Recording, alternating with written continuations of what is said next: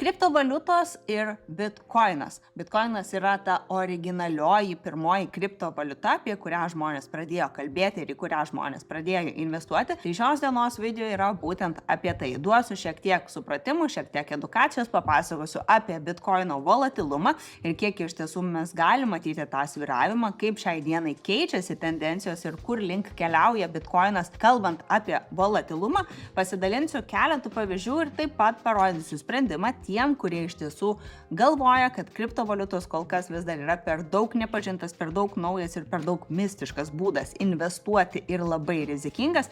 Parodysiu, ką daryčiau aš ir kaip išbalansuočiau tą portfelio svyravimą, jeigu jau turiu bitkoiną ir šiai dienai sėdžiu didžiuliam minuse. Tai pasidalinsiu savo asmeniniam investavimo idėjom, kaip subalansuoti būtent bitkoino svyravimą per nesvyruojančius aktyvus. Tai kviečiu žiūrėti šitą video iki galo ir jeigu tema aktuali, įdomi ir mėgsti, nebijai kalbėti apie pinigus, tai apačioje nepamiršk prenumeruoti kanalą, nes kiekvieną kartą per savaitę išeina po vieną ar du video, kuriuose dalinuosi savo asmeninę praktiką, patirtim, savo žingsniais, ką darau. Na, jeigu pirmą kartą pasijungi į šią kanalą, tai labas, aš esu Justina. Mama, užsispyrus mama, kuri dalinasi savo investavimo kelionę ir noriu parodyti, kad net jeigu šiai dienai gali pradėti investuoti nedidelėmis sumomis, vis dėlto susikoncentravus ir susifokusavus į vieną tikslą, tu gali pasiekti net ir didžiausių savo finansinių tikslų. Nepamiršk prenumeruoti, lauksiu tavo klausimų apačioje ir važiuojam pasikalbėti šiandien apie bitkoiną. Viename iš mano prenumeruojamų puslapių su labai smagiom naujienom, tikrai iš tiesų aktualiais naujienų straipsniais, Pinimaisas rašo, kad dabar mes galime vadinti bitkoiną nebe bitkoinu, bet bearcoinu. Tai kodėl taip yra? Būtent todėl, kad šiai dienai nuo savo spalio aukštumų bitkoinas yra pakritęs daugiau kaip 23%, o tai reiškia, kad oficialiai mes dabar esam meškų rinkoje. Tai tiem, kas nesidomi investavimu labai stipriai, labai paprastas ir trumpas paaiškinimas, meškų rinka tai reiškia, kad kai nuo aukščiausio taško tam tikra investicija pakrito 20%, ar ne, ir laikosi tame žemiausiame taške, mes galime vadinti, ar ne, kad mes dabar esam meškų rinkoje. Tai reiškia, kai viskas atpinga. Ir mes turim bulių rinką, kai viskas kyla ir nuo paskutinio, ar ne, taško yra pakilę 20% plus. Tai vadinasi, esam bulių rinkoje, ar ne, visi nori pirkti, kainos didelės ir visi dar labiau nori pirkti. Na ir visą laiką būna tos labai skambios antraštės, ar ne, kad štai bitkoinas prarado 450 milijardų savo vertės per paskutinės 6 savaitės ir visas šitas nervingumas apskritai rinkoje ištrynė ir padarė 1 trilijonų kripto rinką lengvesnę, bet ką reikėtų suprasti, kad jeigu žmogus šiai dienai sėdi su minusu savo turimam bitkoine ir nerealizuoja, neparduoda to savo bitkoino į minusą, tai mes turim tik nerealizuotą nuostolį, ar ne? Tai tikrai nebuvo wiped out, nebuvo, ta prasme, ištrinta, atimta, pavogta ar dingę. Kalbant apie vertę, ar ne, tiesiog tokia situacija dabar yra ir tai yra visiškai normalu, kalbant ir apie kriptovaliutus ir apie svyruojančius aktyvus, lygiai taip pat kaip ir akcijų rinkoje, ar ne, mes galim turėti ir bulių, ir meškų rinką ir kai būna meškų rinka, jeigu mes neparduodam savo investicijų, mūsų portfeliai sėdi minuse, tai yra nerealizuotas nuostolis, ar ne, tai jeigu turim ilgalaikius tikslus, tiesiog periodiškai dasiperkam pigesnėme taške ir toliau sėdim, laukiam, kol laikas atves mus prie mūsų norimo finansinio tikslo. Taip pat norisi pasidalinti tiem, kas galbūt nėra labai stipriai susipažinę su kripto rinka, su tuo pačiu bitkoinu, tai noriu pasidalinti įdomiais faktais, kuriuos turiu susirašiusi. Tai patys svarbiausi akcentai yra tai, kad bitkoino yra ribotas kiekis ir jo nebus daugiau kaip 21 milijonas apskritai pačių bitkoinų. Tai galima netgi rasti tokių užuominų, kad tai yra tarsi skaitmeninis auksas, nes mes jo papildomai daugiau neprispausdinsim. Kaip ir auksų daugiau neiškasim, tik tais tiek, kiek jo iš tiesų žemėje yra. Smagu yra tai, kad tie, kas jau investuojat į bitkoiną, smagu arba ne taip smagu, bitkoiną mes galim nusipirkti ir parduoti 24/7. Tai reiškia, kad 7 dienas per savaitę, 24 valandas per parą, per šventes, per atostogas, ar ne, bitkoino rinka yra aktyvi, kripto rinka yra aktyvi ir mes galime juo prekiauti. Bitkoinas Bitcoinas yra sukurtas kaip decentralizuotas pasirinkimas tam, kad paprastas žmogus galėtų apeiti institucijas ir bankus ir galėtų elgtis su savo turtu taip, kaip tinkamas, be kažkokio papildomo tarpininko. Šiai dienai gali būti ir mokėjimo būdas, nes tam tikrose šalyse jau galima ir NT nusipirkti už savo kriptovaliutą, dažniausiai tai yra Bitcoinas. Ir daugelis žmonių vis dėlto tai laiko ne kol kas kaip mokėjimo priemonė, ar ne, bet labiau kaip investicija, nes Bitcoinas labai stipriai svyruoja, jisai gali svyruoti ir žemyn, ir į viršų labai stipriai, tai dėl to šiai dienai tie, kurie yra kantriausi ir šalčiausių nervų, laiko šitą pasirinkimą kaip investiciją su idėja, kad šiai dienai aš nusipirku Bitcoino už X sumą, ar ne, bet po 10 metų mano pinigai iš tiesų bus paaugę iš tiesų smarkiai. Kitas įdomus faktas, ar ne, kad Bitcoinas iš tiesų yra padaręs labai ekstremalių šuolių ir čia aišku savo pačioje pradžioje, ar ne, kai jisai buvo parduodamas už pigiau negu $1, yra pakėlęs plus 1000% ir taip pat yra nukritęs minus 80% nuo savo aukščiausio taško per itin trumpą laiką. Tai dabar, kodėl Bitcoino volatilumas yra toksai didelis? Jisai iš tiesų svyruoja daug stipriau negu tam tikros kitos įprastos turto klasės, ar ne, kaip akcijos ar bendrai akcijų rinkos indeksai. Tai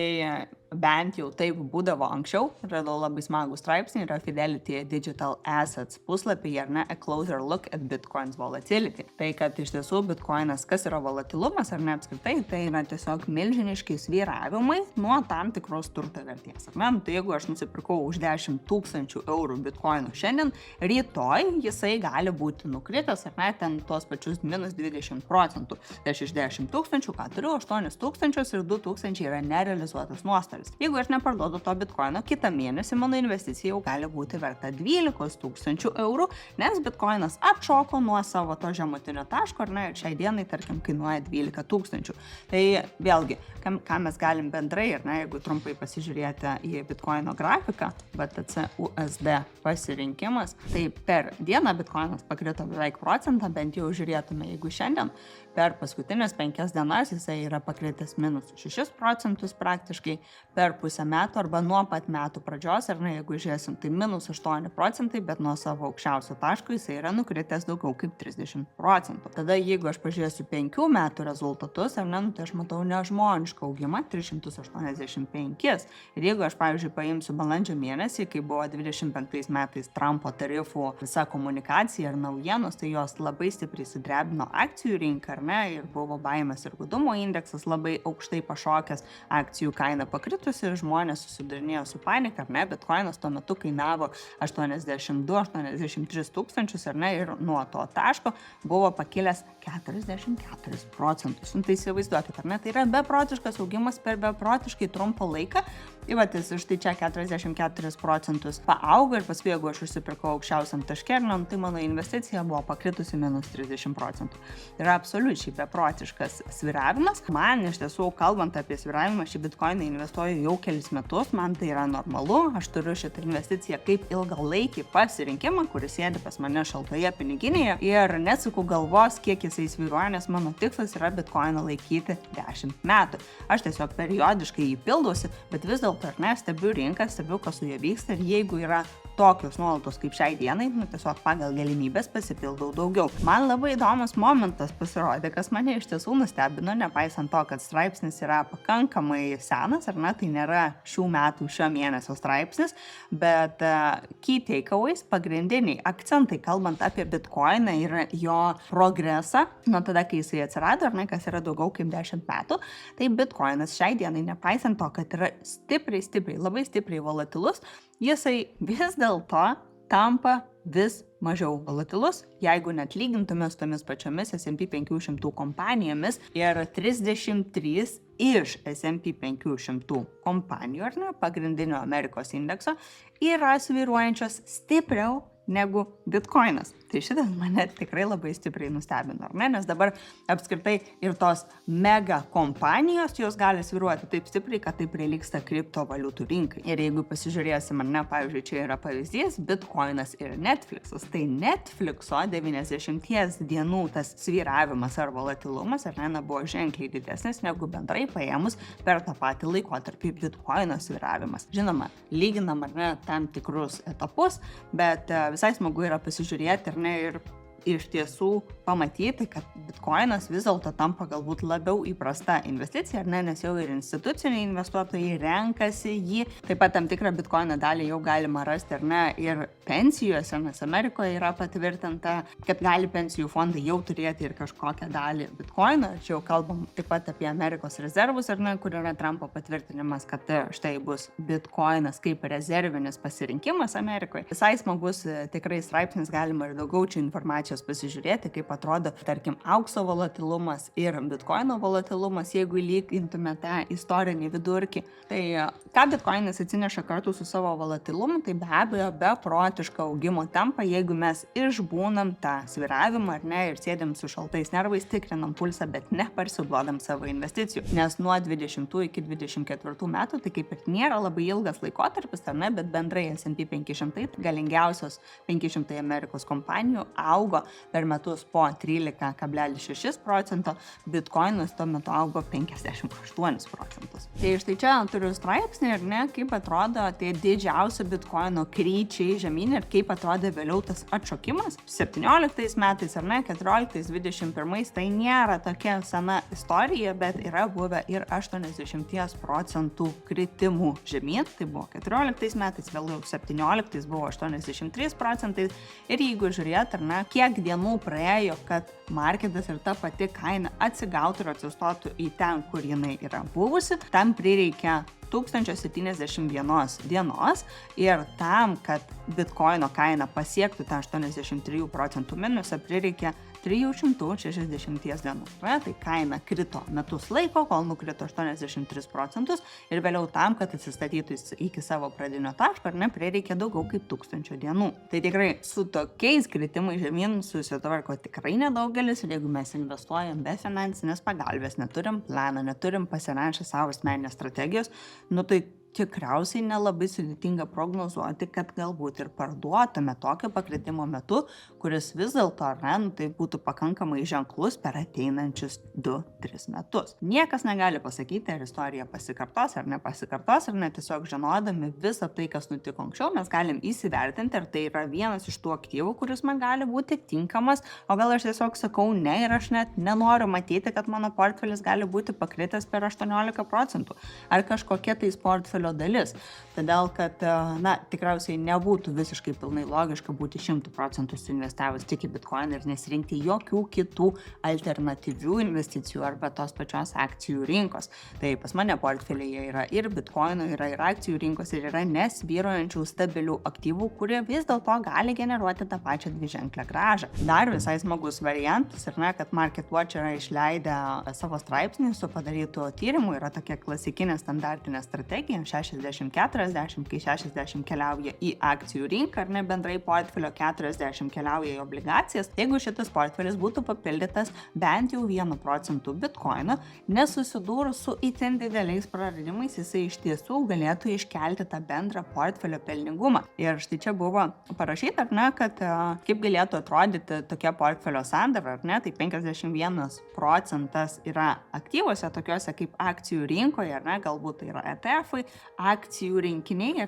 akcijų krepšeliai, atskiros pavienės akcijos, 37% yra obligacijose, bonds, 12% yra alternatyviose investicijose ir 0,9% yra in cryptocurrencies. Ir kaip Wisdom3 tyrimas pasako, kad vis dėlto net ir toks nedidelis priedas prie savo portfelio pridėjus kriptovaliutų, iš tikrųjų galėtų pabūstinti bendrą portfelio pelningumą, nesusiduriant su milžiniška rizika, nes tai yra tik 1%.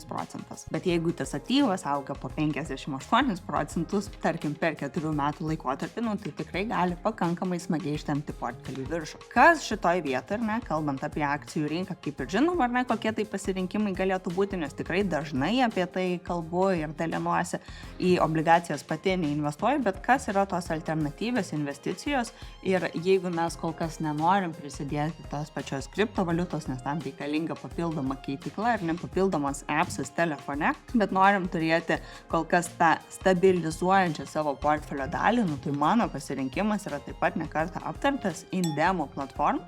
Tai yra skolos, į kurias mes investuojam per platformą ir jos yra užtikrintos ir garantuotos nekilnojamų turtų Ispanijoje. Tai šiai dienai Indemo pasileido labai smagią funkciją, kurios iš tiesų didelė dalis investuotojų laukia, kurie jau pradėjo investuoti į Indemo nuo anksčiau. Aš pati tą darau daugiau kaip metus. Tai iš tiesų buvo laukiama funkcija, kad būtų galima investuoti per vieną naucą. Investicijų rinkinys anksčiau tai buvo, ar ne? Tai vienas nausas lygu vienas nekilnojamo turto objektas Ispanijoje. Todėl, kad yra lengviau sekti patį tą procesą, ar ne, kokiame procese pardavimo objektas yra, aš galiu tikėtis ir labiau prognozuoti, kada aš jau turėčiau atgauti savo tą grąžą. Ir aš taip stipriai nediversifikuoju, nes anksčiau mes galėjome investuoti į vieną nausą, kuriame yra 8 paskolos garantuotos nekilnojamų turtų Ispanijoje, ar ne? Tai šiai dienai turim dabar pasirinkimą, kad investuojam per vieną naucą į vieną paskolą. Dabar, jeigu reikia plačiau pasiskaityti apie Indemo platformą, apie visas rizikas, ar ne, tai tiesiog pasižvalgykite po puslapį arba pas mane kanale, esu kalbėjusi ne kartą. Bendrai paėmus, tai yra ES reguliuojama investicinė bendrovė, atitinkanti MiFID II reikalavimus, ar ne, tai yra vieni griežčiausių ES iškeltų reikalavimų, kalbant apie investuotojų apsaugą, ar ne, kokią mes turim apsaugą. Indemo platforma nepaklūsta investuotojų kompensavimo sistemai ir mūsų pinigai, neįdarbinti pinigai yra apsaugoti iki 20 000 eurų. Dabar jeigu aš prisijungsiu, tai tie, kas norit pasižvalgyti, pasinaudokit nuorodą apačioje, tam, kad jūs nuvestų į oficialų puslapį, ar ne, ir galėsit susirasti visą svarbiausią informaciją. Jeigu dar neturit paskyros, kviečiu užsiregistruoti, nes registracija tikrai labai paprasta. Yra lietuvių kalba, tai yra tikrai paprasta visą tai padaryti, plus investavimas į Indemo prasideda nuo 10 eurų. Ir labai panašiai ir ne ir į tą patį bitcoiną mes galime investuoti nuo 10 eurų. Bet vėlgi, kaip ir minėjau, jeigu kol kas toksai sviravimas absoliučiai atrodo nepriimtinas ir norisi pradėti investuoti, kad ir nedidelėm sumom, galima ir didelėm, ar ne, vėlgi priklauso nuo kiekvieno iš mūsų galimybių ir pasirinkimų. Logiškiau būtų susidėlioti portfelį, kuris nekeltų streso ir kuris turėtų iš tiesų smagų dviženklį augimą, nes šiai dienai per Indemo ką gauna bendrai investuotojai, tai yra apie 22% vidutinės metinės grąžos. Pati platforma prognozuoja, jog ilguoju periodu investuotojai turėtų gauti apie 15%. Tai pradžiai reikėtų susidėlioti tą portfelį, kuris iš tiesų nesekina manęs emociškai, kai yra šitokie sviravimai, ar ne, kaip tas pats bitcoinas, minus 30% per kelias savaitės. Ir jau tada, kai suprantu, kaip investavimas veikia, kai matau, kad pinigai dirba, galiu papildomai prisidėti rizikingesnius aktyvus, kurie dar iškeltų mano portfelio grąžą,